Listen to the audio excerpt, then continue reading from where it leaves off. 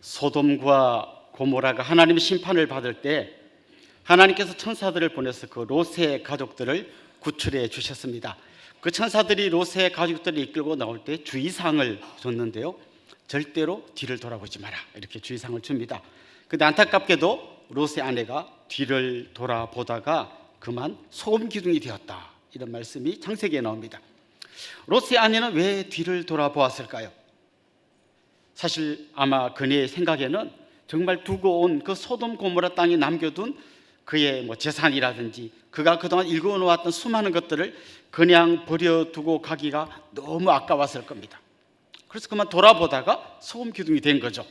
이미 이 이야기의 결말을 다 알고 있는 우리 입장에서 보면 그 남은 재산이 뭐라고 자기 생명과 바꾸었을까 하는 이런 안타까운 생각이 듭니다. 만약 여러분이 이와 유사한 상황에 놓여지게 된다면 여러분은 어떤 결정을 할 것 같습니까? 예를 들면 옛날에 이런 거 있잖아요. 1950년 6.25 전쟁 때 그 흥남 부두에서 미군 그 수송선을 타고 한 14,000명인가가 이제 피난 왔잖아요. 그때 그 배를 탄 사람은 남쪽으로 피난 와서 살고 거기 남은 사람들은 굉장히 큰 고초를 겪거나 죽음을 경험하게 됐습니다. 만약 여러분이 그 순간이라면, 이제 이 배를 타려고 하는 그 순간에 깜빡이고 집에 내가 아끼던 금시계를 두고 왔다, 이런 상황이라면 여러분 어떻게 할 것 같습니까? 많은 분들이 이렇게 이야기할 겁니다. 그럼 그때 가봐야 할 것 같습니다. 근데 여러분, 중요한 그 결정, 내가 어느 길로 갈 건가 하는 그 중요한 결정은 몇 초 만에 되는 것 같지만 사실은 지금 내가 어떤 생각을 하면서 살아가는가가 내 인생에 아주 중요한 결정을 요청할 때 그때 내가 반응하게 만드는 거예요. 그때 갑자기 결정하는 게 아니라 사실 지금 이미 다 결정이 되어 있어야 한다는 겁니다. 오늘 우리가 읽은 이 본문 말씀에 보면 한 부자 청년이 예수님을 찾아와서 같이 대화를 나눈 이야기가 나옵니다. 오늘 본문에 나온 것처럼 이 청년은 부자였고 아주 젊은 청년이었습니다. 그리고 오늘 이 같은 내용을 담고 있는 누가복음에 보면 이 청년이 관리라고 되어 있습니다. 그러니까 아주 젊은 나이인데 많은 걸 이루었죠. 부자인데다가 관리이고 또 젊음이 있습니다. 근데 보통 이렇게 많이 가진 사람은 그냥 눈앞에 있는 그 즐거움을 따라가기 바쁜데 놀랍게도 이 청년은 영생에 대해서 관심을 갖고 있었어요. 그러니까 굉장히 생각이 깊은 거죠. 그리고 이 영생에 관한 관심을 가지고 누군가에게 물어보러 갔는데 놀랍게도 예수님을 찾아왔어요. 그 당시에 랍비들이 많았을 텐데 그런 사람에게 가지 않고 예수님을 찾아와서 질문을 한 거예요. 그러니까 아주 번지수를 제대로 찾은 거죠. 그리고 예수님과 대화하는 중에 예수님의 초청을 받았어요. 내 모든 재산을 팔아 나눠준 다음에 너는 나를 따르라. 이건 보통 예수님이 제자들에게 하신 말씀이거든요. 너는 나를 따르라. 그러니까 이 사람은 지금 예수님의 제자가 될 수 있는 엄청난 기회를 맞았어요. 예수님이 아무나 보고 따르라고 하지 않았거든요. 그러니까 이 사람은 지금 너무 좋은 걸 다 갖고 있습니다. 젊음과 재산과 그 다음에 관리에다가 영적인 관심에다가 예수님을 찾아온 데다가 예수님으로부터 초청까지 받았습니다. 그런데 이 이야기의 결말은 굉장히 안타깝습니다. 그는 예수님의 초청을 거절했습니다. 그리고 굉장히 깊은 근심을 하면서 그냥 돌아가 버렸다 하는 게 오늘 본문에 나옵니다. 자, 우리는 오늘 이 청년의 이야기를 그냥 옛날에 이런 사람이 있었구나라고 이렇게 지나가면 안 되고 이 청년이 뭘 지금 잘못하고 있는지를 볼 필요가 있습니다. 우리 고3 학생들을 보면요, 공부 잘하는 학생들의 특징이 있는데 오답 노트라는 걸 꼭 갖고 있습니다. 여러분, 오답 노트 뭔지 아십니까? 자기가 틀린 문제를 그 오답 노트에 적어두는 거예요. 왜냐하면 틀린 걸 맨날 틀리거든요. 그래서 오답 노트에 따로 적어뒀다가 나는 왜 자꾸 틀릴까? 뭘 자꾸 틀릴까? 그걸 보면서 오답 노트를 보면서 공부를 하다 보면 똑같은 어려운 문제가 나왔을 때 틀리지 않고 정답을 맞출 수 있는 거죠. 오늘 이 청년이 우리에게 오답 노트를 제공해 줍니다. 이렇게 하면 안 됩니다 라는 오답 노트를 우리에게 보여주는 거죠. 그래서 우리는 이 청년의 오답 노트를 보면서 우리가 같은 실수를 범하지 않으려면 어떻게 해야 될까, 그런 생각을 하면서 오늘 본문을 보면 좋겠습니다. 자, 오늘 이 청년의 결정적인 문제, 그의 오답 노트 1번 잘못이 뭔가를 보면요, 이 청년의 질문 속에 그 문제가 담겨 있습니다. 그럼 이렇게 말합니다. 선생님이요, 내가 무슨 선한 일을 하여야 영생을 얻으리까? 이렇게 물어봅니다. 사실 질문을 보면 이 청년이 어떤 생각을 하고 있는지 알 수 있어요. 선생님, 내가 무슨 선한 일을 하면 영생을 얻을 수 있습니까? 이 청년이 전제하고 있는 게 뭔가 하면 영생이라는 것은 내가 어떻게 하는가에 따라 얻을 수도 있고 못 얻을 수도 있다는 전제가 있어요. 그러니까 내가 영생의 열쇠를 쥐고 있는데 어디다가 이 열쇠를 꽂아야 이 문이 열릴까요? 내가 뭘 하면 되나요? 라고 이렇게 질문을 던지는 겁니다. 여러분 잘 모르시겠지만, 예를 들면 어릴 때부터 교회 다니는 분들은 잘 모르시겠지만, 다른 종교들을 쭉 펼쳐놓고 보면요, 다른 종교와 기독교의 결정적인 차이가 바로 요겁니다. 다른 종교의 특징은 뭔가 하면 인간이 무엇을 해서 신을 감동시켜 가지고 뭔가를 이루어내는 게 종교의 공식이에요. 그래서 내가 신에게 뭔가를 잘하면 신이 감동을 받는 거예요. 그리고 그 감동받은 신이 나한테 뭔가를 해주는 거예요. 그래서 많은 사람이 이렇게 생각하는 거죠. 어떻게 해야 천국 갑니까? 어떻게 해야 영생 얻습니까? 어떻게 해야 구원 받습니까? 이런 질문을 하면 내가 어떻게 하는가에 따라 신이 감동받아서 해준다. 그럼 구원을 받으려면 어떻게 해야 돼요? 내가 뭔가를 잘해야 되는 거예요. 내가 뭔가를 신에게 감동을 주어야 하는 거예요. 그게 구원이든지 아니면 신이 내게 복을 주는 것이든지 간에 신을 감동시켜야만 이걸 얻을 수 있다고 생각하는 거예요. 그래서 여러분, 지성이면 감천이다 이런 말이 있잖아요. 내가 정말 지성으로 신을 섬기면 신이 감동한다는 거예요. 그래서 막 어떤 분들은 3000배, 여러분 안 해봐서 모르겠지만 3000번 절을 하면 아마 우리 스쿼트 한 100개만 해도 후들후들 거리는데 3000번을 일어났다 앉았다 절을 하려면 아마 거의 그냥 보통 웬만한 체력 가진 사람은 감당 못할 거예요. 근데 왜 그렇게 합니까? 신이 감동받는다는 거예요. 삼보 일배 3번 걷고 또 절하고 막, 그러니까 신이 막 이렇게 하면 감동 안 받을 수 있겠냐 이거예요.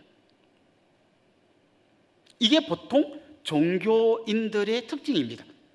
그런데 지금 놀랍게도 예수님을 찾아온 이 청년이 주님께 이야기하는 거죠. 내가 어떻게 신을 감동시키면, 내가 어떻게 하나님을 감동시키면 하나님이 저에게 영생을 줄까요? 제가 뭘 하면 될까요? 이렇게 질문을 던지는 것이죠. 많은 성도들이요, 나는 다른 종교인과는 다르다고 생각하지만 이렇게 하나님 앞에 나갈 때가 많습니다. 내가 뭘 해야 하나님을 감동시키고 어떻게 해야 구원을 받을까 이런 생각을 하게 됩니다. 그렇게 하는 사람들은 결국 어떤 함정에 빠지는가 하면, 내가 교회를 잘 나올 때는 당신 구원 받을 수 있습니까? 아멘, 뭐 당연하죠 이렇게 생각합니다. 그런데 교회를 한 2주 빠지고 나면 구원 받을 수 있습니까? 하면 갑자기 글쎄요, 자신이 없어집니다. 왜냐하면 이 구원의 근거를 나에게 두고 있기 때문이에요. 나에게 구원의 근거를 두면 항상 이게 왔다 갔다 할 수밖에 없습니다. 우리 구원의 근거는 나한테서부터 시작되는 것이 아니라 하나님에게서부터 시작됩니다. 이 작은 차이 같지만 이 차이를 알지 못하면 이 기독교 신앙이 이상한 종교인들과, 그냥 껍데기 있는 기독교인데 거의 다른 종교인들과 똑같이 흘러가게 되는 것입니다. 사실 이 부자 청년이 이렇게 예수님에게 당당하게 질문할 수 있었던 이유가 있습니다. 그는 워낙 가진 게 많았습니다. 내가 가진 걸로 이때까지 모든 걸 해왔습니다. 돈도 있겠다, 젊음도 있겠다, 관리 있겠다. 그냥 내가 마음만 먹으면 못할 게 없다고 생각합니다. 그러니까 이 구원의 문제도 충분히 내가 해낼 수 있다고 자신만만하게 주님에게 나아온 거죠. 그런데 주님이 이렇게 대답하십니다. 내가 무슨 선한 일을 하여야 영생을 얻으리까 할 때 예수님이 이렇게 말씀하시죠. 왜 선한 일을 나한테 물어보냐. 그리고 이렇게 말씀하십니다. 선한 이는 오직 한 분이시라. 누굽니까? 하나님이시다는 거예요. 예수님의 이 대답의 진짜 의미가 뭔가 하면 이런 거죠. 내가 무슨 선한 일을 해야 영생을 얻으리까 할 때 예수님은 선한 분은 하나님 한 분밖에 없고, 너는 무슨 일을 더 해야 되는 게 아니라 그 선하신 하나님 앞에서 어떻게 이 내 삶을 살아가야 될지를 고민해야 된다는 거예요. 그러니까 이 사람은 뭘 더 하면 됩니까? What? 뭘 더 하면 구원 받습니까? 예수님은 뭘 더 하는 게 아니라 내가 지금 어떤 자세로 하나님 앞에 살아가느냐, 이게 더 중요하다는 거예요. 그러니까 아직 이 청년은 이 말의 의미가 뭔지를 잘 몰랐던 것 같아요. 그래서 계속해서 이야기합니다. 예수님과 대화하다 보니까 예수님께서 뭘 새로운 걸 하는 건 아니야. 그 내용은 똑같은 거야. 네가 다 아는 거야. 그 십계명이 다 나오잖아.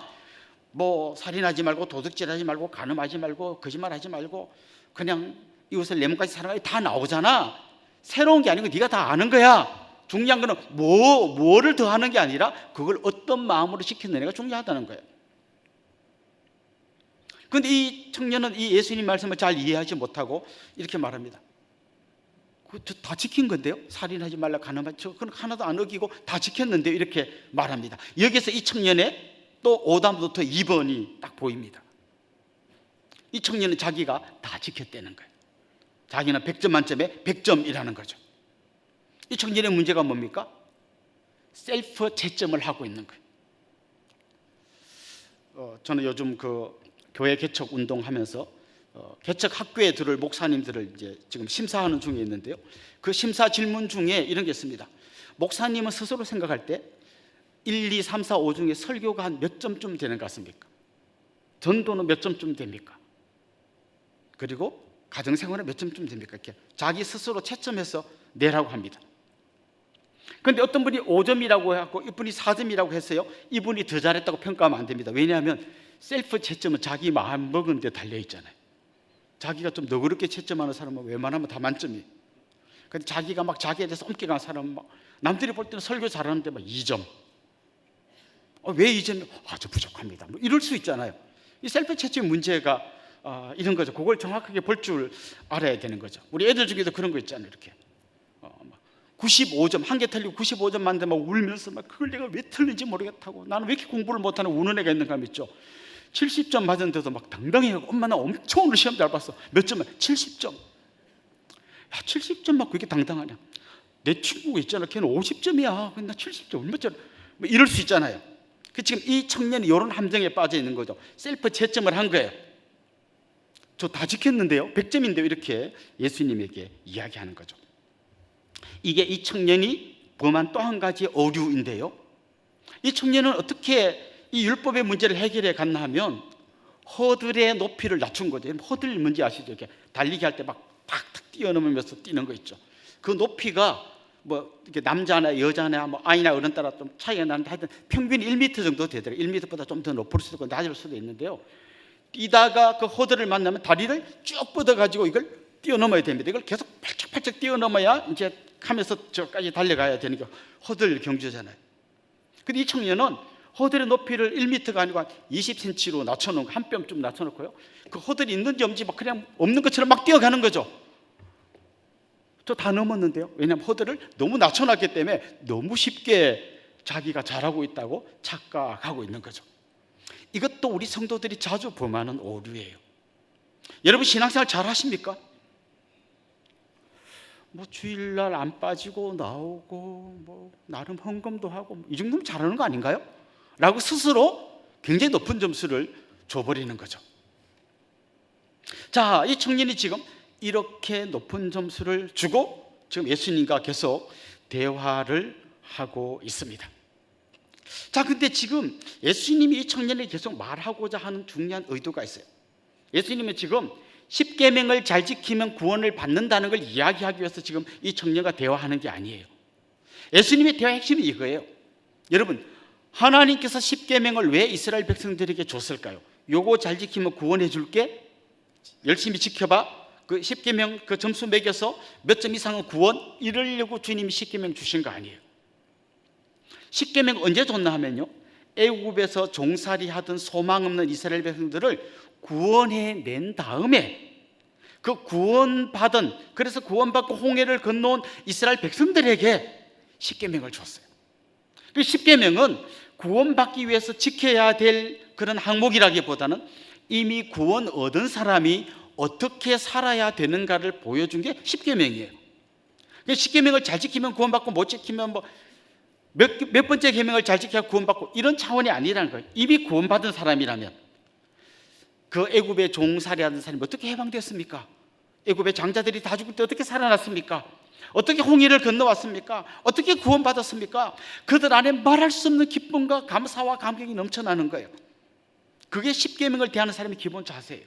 하나님 말씀을 지키려고 하는 사람이 이걸 잘 지켜야 하나님 복 주실 건데 안 지키면 벌 받을 건데, 이게 아니고 나에게 구원을 주신 하나님, 나에게 먼저 은혜를 베푸신 하나님, 나에게 생명을 주신 하나님, 나에게 천국의 소망을 주신 그 하나님에게서 기쁨으로 이 말씀 앞에 나와야 되는 거예요. 그리고 그 말씀 앞에 나온 그 사람은 하나님이 어떤 마음으로 나를 사랑하셨는지를 기억하고, 그렇게 나도 하나님을 사랑하고 같은 마음으로 하나님으로부터 받은 그 사랑을 또 다른 이웃에게로 흘려보내는 것, 이게 십계명의 정신이거든요. 그래서 예수님께서 6, 7, 8, 9 이 계명을 쭉 이야기하시다가 내 이웃을 내 몸같이 사랑하라 이 말을 주신 이유는 뭔가 하면, 이렇게 그 은혜의 감격이 흘러가야 그게 진짜 십계명을 지키는 의미라는 거예요. 이 청년은 지금 그런 걸 다 빼고, 나 살인 안 했거든요, 간음 안 했고 도둑질 안 했고 거짓말 안 했고, 이거 가지고 자기는 100점 이렇게 이야기하고 있는 거죠. 그래서 예수님은 마침내 이런 말씀을 그에게 주면서 그의 문제의 핵심이 뭔지를 딱 짚어주십니다. 21절 우리 같이 한번 읽어볼까요? 예수께서 이르시되 내가 온전하고자 할진대 가서 내 소유를 팔아 가난한 자들에게 주라. 그리하면 하늘에서 보화가 내게 있으리라. 그리고 와서 나를 따르라 하시니, 여기에 보면 온전하고자 할진대라는 말이 나옵니다. 왜 이 말이 나오는가 하면요, 선하신 하나님은 온전하신 분입니다. 우리는 그 온전하신 하나님의 온전하신 사랑을 받았습니다. 그리고 이 온전한 사랑을 또 다른 누구에겐가 흘려보내는 이런 삶을 사는 겁니다. 그러니까 주님은 무슨 계명을 내가 하나 더 줄 테니까 요걸 지켜라고 말하는 게 아니라, 이미 다 알고 있는 계명이지만 이 은혜를 알고 이 은혜가 흘러가는 방식으로 내가 살아야 한다는 거예요. 근데 100번 말해도 이 친구 못 알아들으니까 구체적으로 말씀해 주십니다. 진짜 네가 네 이웃을 사랑하냐? 네 옆에서 굶주리고 죽어가는 형제를 보고 정말 하나님의 그 온전하신 마음으로, 안타까운 마음으로 그 형제를 바라본 적이 있냐? 나 도둑질 안 했는데요, 살인 안 했는데. 그거 말고 진짜 네 옆에서 가난과 배고픔과 굶주림으로 죽어가는 사람들을 볼 때 아버지의 마음으로 그를 본 적이 있느냐? 너 지금이라도 너 재산을 팔아갖고 이 사람들 좀 도와주는, 그야말로 하나님 아버지의 사랑이 흘러가는 그 통로가 되어봐라. 그리고 와서 나를 따라와라, 이렇게 초청하신 거예요. 자, 사실 이 말 앞에서 이 청년이 절망해버립니다. 하나님의 이 계명을 제대로 이해한 사람은 사실은 절망해야 정상입니다. 이래야 되는 거죠. 나 도둑질 안 했는데요, 간음 안 했는데요, 나 100점인데 이렇게 했는데, 그거 말고 너 진짜 아버지 하나님의 그 온전한 사랑을 경험한 사람으로서 그걸 흘려보내고 있냐 할 때, 그 정도는 아니죠. 그러다가 진짜 진지하게 고민하면 이렇게 대답해도, 나는 못할 것 같은데요.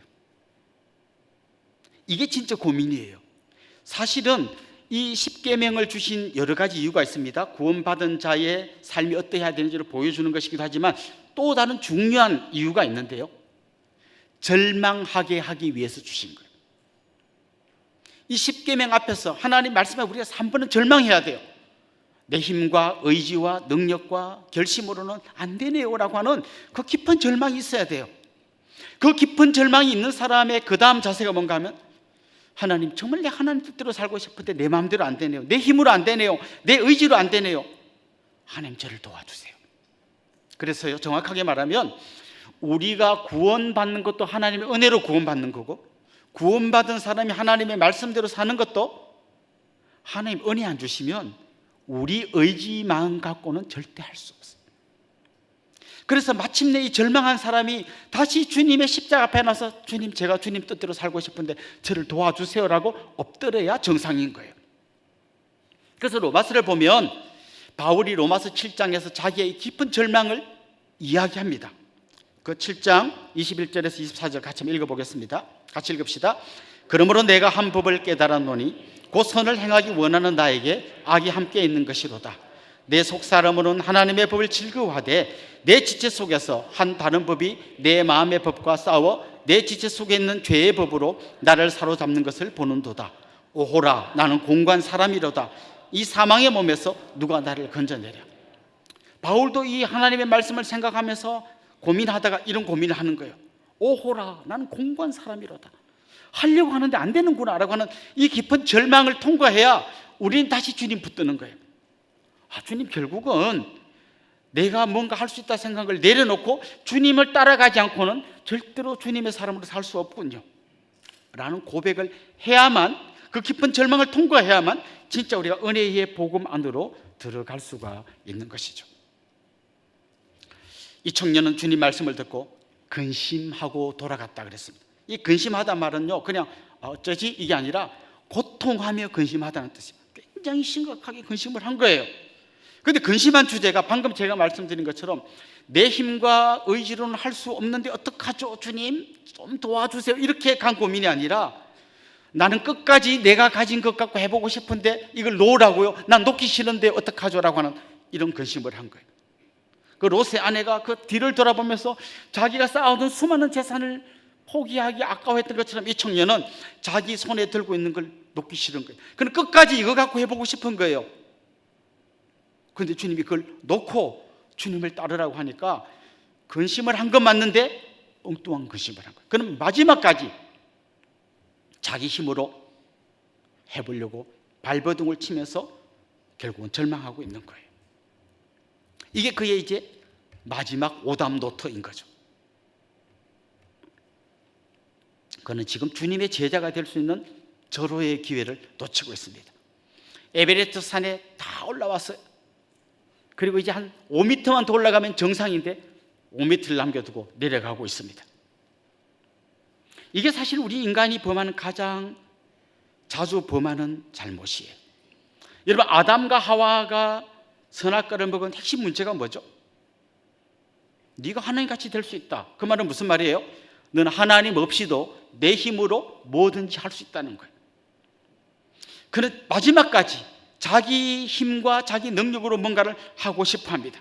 자기 인생의 운전의 핸들을 끝까지 자기가 붙들고 있습니다. 주님에게 저는 못하겠으니까 주님이 도와주세요, 핸들을 넘겨드리는 게 아니라 그는 마지막까지 자기 핸들을 부들부들 떨면서 붙들고 있습니다.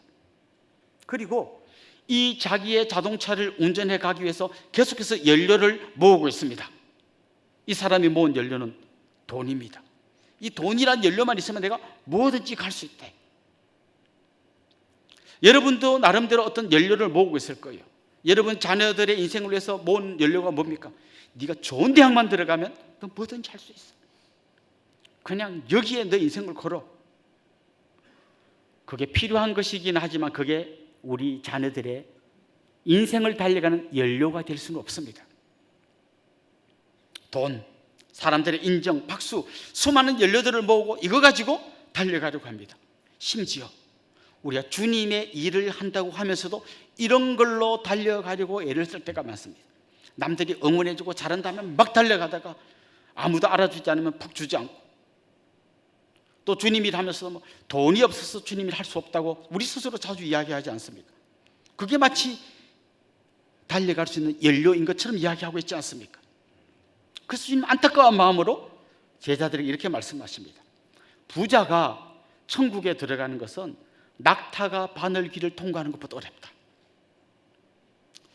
저는 요즘 노안이 좀 온 것 같은데요, 바늘기가 잘 안 보입니다. 이게 어디가 바늘기 잘 안 보이고 거기에 아주 가는 실을 끼우는 것도 쉽지 않습니다. 그런데 가는 실이 아니라 낙타가 바늘길을 통과한다. 이스라엘에서 볼 수 있는 제일 큰 동물이 낙타인데 그 조그만 바늘꿈을 어떻게 통과합니까? 이걸 우리 흔히 과장법이라 그럽니다. 그만큼 어렵다라는 거죠. 왜 어려울까요? 그리고 아마 여러분 중에 고민하는 분이 있습니다. 부자가 천국에 들어가기 어려운데 자산 얼마부터 부자일까요? 여러분 부자일까요? 아닐까요? 주님 지금 이런 걸 이야기하려고 하는 게 아닙니다. 핵심은 뭔가 하면 누구부터 부자인가 하면요, 절대 못 놓는 사람부터 부자입니다. 내 인생의 연료로 돈 없으면 안 된다는 이걸 내려놓지 못하면 단돈 100만 원만 갖고 있어도 그 사람 부자예요. 천국에 들어가기 어렵습니다. 이 100만 원 가지고 내가 한번 굴려가고 1000만 원을 만들고 이 1000만 원으로 한번 뻥튀기 가지고 이걸 만들고 이걸로 사업을 해서 하고 나는 끝까지 이거 붙들고 가려고 하는 사람은 그게 100만 원이든 1000만 원이든 그는 이미 부자예요. 진짜 우리가 이 부자의 함정에 빠지지 않으면 이렇게 해야 되는 거죠. 주님, 내가 가진 모든 것은 내 것이 아니고 주님이 저한테 맡겨주신 겁니다. 돈도, 건강도, 자녀도, 심지어 내 생명까지도 주님이 달라면 그렇게 돌려드려야 됩니다. 저는 주님이 나한테 맡겨주신 걸 가지고 주님 뜻대로 이걸 다 드리기를 원합니다. 주님 필요하다면 나의 젊음도, 나의 생명도 주님 앞에 드리겠습니다. 이렇게 가는 사람은 어마어마한 재벌이어도 그는 가난한 사람입니다. 그는 정말 주님 앞에서 천국의 주인공으로 부름받을 수 있는 그런 사람이 될 수 있는 겁니다. 그리고 제자들이요, 이렇게 부자는 천국 들어가는 게 바늘기 통과하는 것보다 낙타 바늘기 통과하는 것보다 어렵다 하니까 제자들이 말하죠. 그럼 누가 천국 갈 수 있습니까? 그때 지금 아주 중요한 말씀하셨어요. 사람은 할 수 없으되 하나님은 하실 수 있다. 자, 그럼 하나님은 어떻게 하시는 거죠? 여기 아주 재미있는데요, 방금까지 우리가 같이 말씀을 나눴던 요 앞에 우리가 본문 읽을 때 다른 이야기가 하나 있었어요. 그게 뭔가 하면 어린 아이가 내게 오는 것을 금하지 말라, 천국이 이런 자의 것이니라 하는 짧은 이야기가 나오고 방금 우리가 나눈 이 부자 청년의 이야기가 나왔어요. 아무 상관없는 두 이야기가 붙어있는 것처럼 보이지만 사실 주님의 해답은 바로 요구예요. 부자는 많은 것을 가졌고 이 힘으로, 이 연료로 달려갈 수 있다고 하다가 실패했는데, 어린아이는 아무것도 없고 그냥 어른에게 의지하는 것 말고는 살아갈 수 있는 방법이 없는 바로 이런 자세야말로 천국의 주인공이 될 수 있는 자세다라는 걸 주님이 알려주신 거예요. 그 어린아이는 할 수 있는 게 아무것도 없고 누가 해야 됩니까? 하나님이 하셔야만 얘는 구원받을 수 있는 거예요. 우리도 그렇게 나가야 한다는 거예요. 내가 신앙생활을 30년, 50년 했고 5대째 신앙생활을 하고 내가 목사의 직분을 갖고 있고 이런 거 갖고 나오면 안 되고, 주님이 도와주지 않으시면 저는 아무것도 할 수 없습니다. 내가 들고 있다고 생각하는 모든 것, 내가 삶의 연료라고 생각했던 모든 것을 내려놓고 주님 한 분만을 의지하고 따라가겠습니다. 그 사람이 진짜 주님이 찾으시는 한 사람이 될 수 있다는 것입니다. 사랑하는 성도 여러분, 어쩌면 여러분의 인생 가운데서도 오늘 이 청년과 같은 정말 중요한 결단을 할 때가 올 것입니다. 그런데 그 결단은 그때 가서 갑자기 하는 게 아니라 지금 여러분이 주님 앞에 이 고백으로 나아가야 되고 여러분 인생이 이런 길로 가야만 하는 거예요. 그렇습니다. 주님, 내 힘으로는 할 수 없습니다. 주님을 의지합니다. 어린아이처럼 모든 거 내려놓고 두 손 들고 주님께 엎드립니다. 그럴 때 그 사람은 주님의 온전한 통치를 받게 될 것이고 영원한 천국의 주인공이 되어서 미래의 천국에 들어갈 뿐만 아니라 지금 이곳에서 그 하나님의 통치를 받는 천국 백성으로 살게 될 줄로 믿습니다. 여러분 한 분 한 분이 그런 삶을 살 수 있기를 주님의 이름으로 축원합니다.